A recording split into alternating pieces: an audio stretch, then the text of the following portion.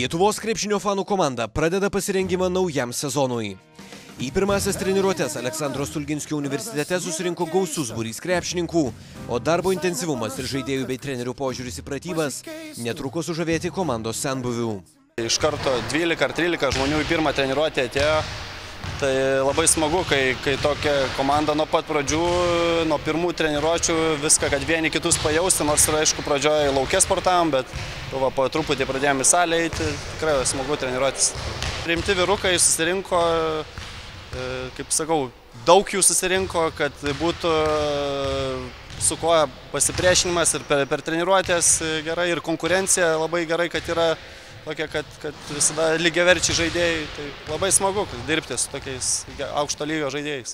Turbūt pirmieji metai, kada tiek gausiai susirenkam nuo pat pradžių, visi dirba pilna jėga, yra visi treneriai, susirinkom pačios pirmos treniruotės ir manau jau yra net tokie ir vaisiai pirmieji. Ir treneris su savo filosofija nauja, mes ją bandysim perteikti aikštelę, komanda tikrai suburta nebloga, yra iš LKL žaidėjų. Manau, bus tikrai geri metai. Ateinančiame sezone Vyčio ekipai vadovaus 2 kartus iš eilės Palangos klubai finalo ketvirtą atvedęs Lietuvos krepšinio lygos patirties turintis strategas Virginijus Sirvydis. Vyrai dirba be jokių, kaip sakant, be jokio atokvėpio, dirba pilną jėgą, stengiasi, visi kovoja.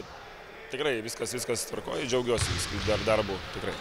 Eina link pabaigos komplektacija, tai galim sakyti, 90% kaip ir darbų įvykdyta.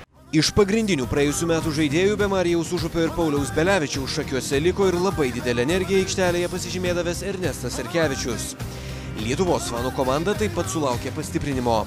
Prie ekipos prisijungė vienas geriausių nacionalinės krepšinio lygos vidurio puolėjų Rokas Čepanonis ir aukščiausiojo pagal pajėgumą šalies krepšinio diviziono patirties turintis Edvinas Jezukevičius ir Edgaras Stanionis.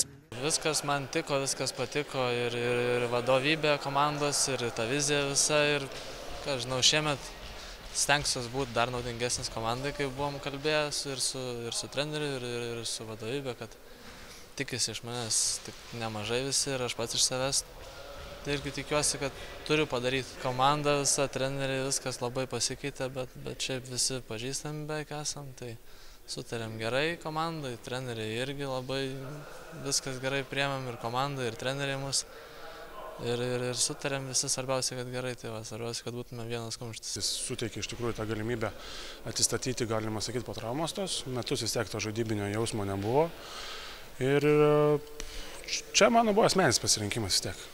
Toks mas, kad pajusti tą žaidimo ritmą, ateiti čia padėti, plus tikslai komandos visai tenkino. Man patiko ta vizija ir geras kolektyvas, tai dėl to ir sutikau aš. Pirmi tikslai, pirminiai būtų pasiekti geresnius rezultatus negu praeitais metais. O po to jau, kai pasieksi tuos tikslus, tada jau galvosim apie kitus tikslus.